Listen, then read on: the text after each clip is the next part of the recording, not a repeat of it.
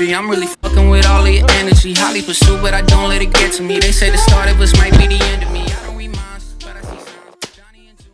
At the beginning of 2021, my wife and I moved out to this house. We're outside of Austin, and our idea was to live in it for 2 years and then flip it for money.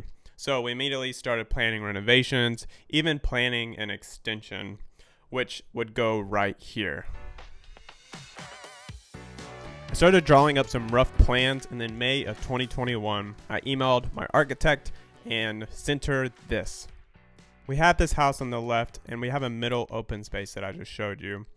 The idea was to add a dining room, a new living room, and open up the kitchen. The current house doesn't have an open kitchen or a dining room, and it's only 3-bed, 2-bath. So the idea would be to make a new room where the old living room would be. So that would take the house from 1,300 square feet to about 2,000, 4-bed, 2-bath.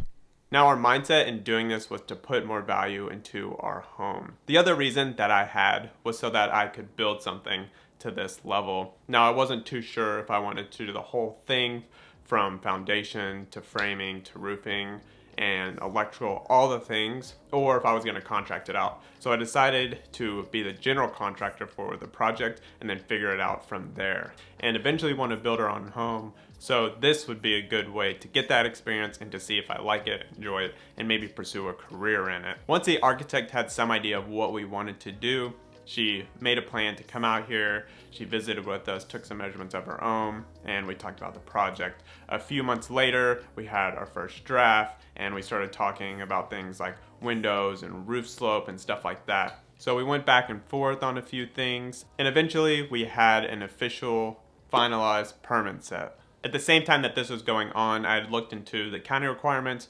for permits that we needed. So I got the paperwork ready for that, and then once we had the permit set, I got that, and then I went to the county, drove over there, gave them the paperwork, and then I waited. I wasn't too sure how long it was going to take, and since we gave it to them in December, I figured it would be January when we got the A-OK.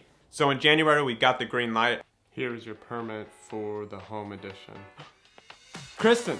I received the permit, and we were ready to go, except one major problem.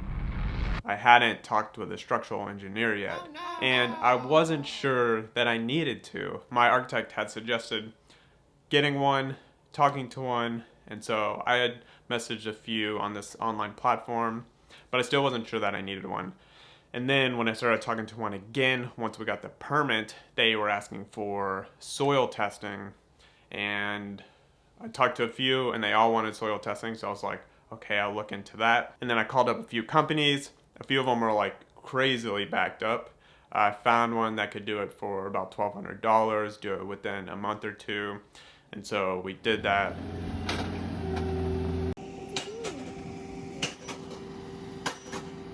We didn't get the report back until about February, so it took about 2 months to get this. And then my structural engineer could work with that, do the foundation plans, and do all the rest of the structure. Now, I did talk to a concrete company during this time, which also suggested getting a soil test and getting structural plans. So that's what made me jump headfirst into getting the soil testing and making sure I had structural plans. I continue discussing with my structure guy. He brought up some issues with the roofing. We go back and forth. I'm discussing with my architect again. And then a new concrete company is coming out, giving me quotes, looking at the roofing. And so we had to make a few changes, and I had to coordinate all the conversations.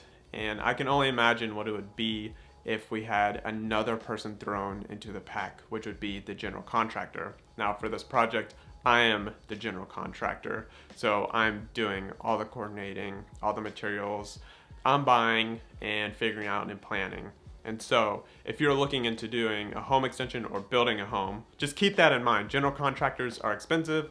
They'll increase your price 20%, probably, if not more, but they do a lot of work. It's just key to find a good one. Thankfully, there's a great solution to this. It's called Realm. Realm is an online platform that gives you in-depth insight into your home value and how to increase that value by doing renovations. They give you project estimates that adhere to your specific location and even have advisors that can come alongside you and help with your project.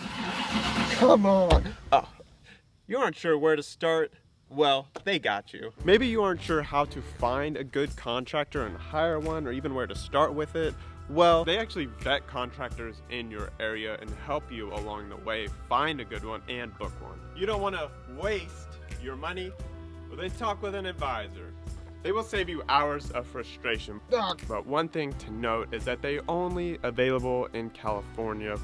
But leave a note in the comments where you're located and I can tell them to make sure to get service to your area ASAP. Link is in the description. Hit it. Talk to an advisor today. Also, if you do sign up, I do get a little bit portion of it. So thank you, Run Home, for sponsoring / giving me the opportunity. I hope I look professional enough for you. Alrighty. Let's get back. And so I'm doing a lot of work trying to get all this stuff worked together. And then my structural guy, he comes back with plans. And then I decide to make changes. The plans that my architect gave me were awesome.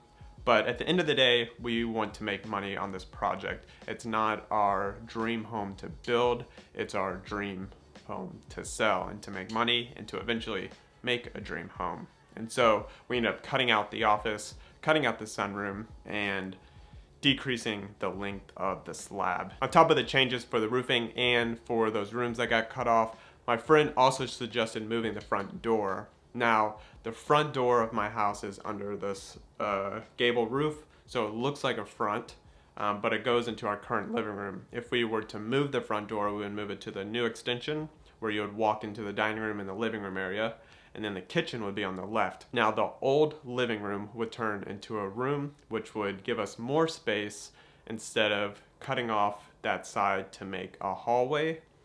So you would have a complete space there.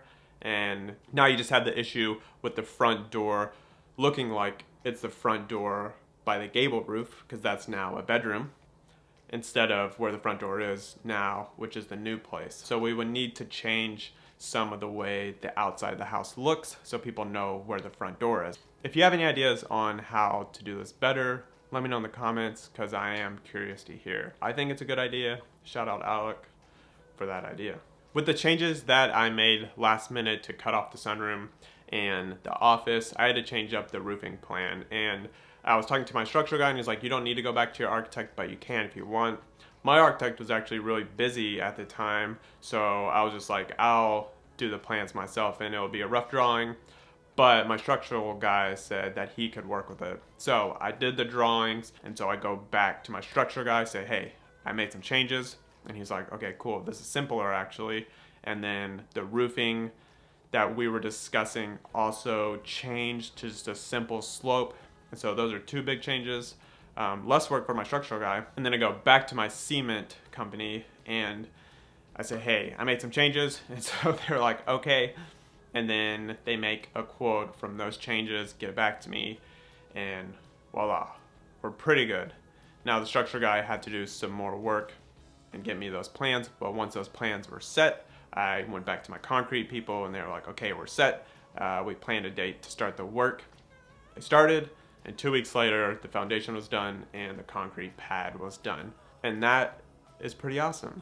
So there's a lot of work that goes into making this stuff happen. And even if you're doing the general contracting like me, it's just a ton of work and expensive. Now, even for my structural plans for the foundation, it was more expensive than I thought because we had to do piers. I'm not gonna talk all about the foundation in this video. I'm gonna show it in this next video. So go check that out and watch this whole series. Make sure you subscribe to stay up to date with how the build is going, and to watch me frame and do a bunch of stuff for the first time.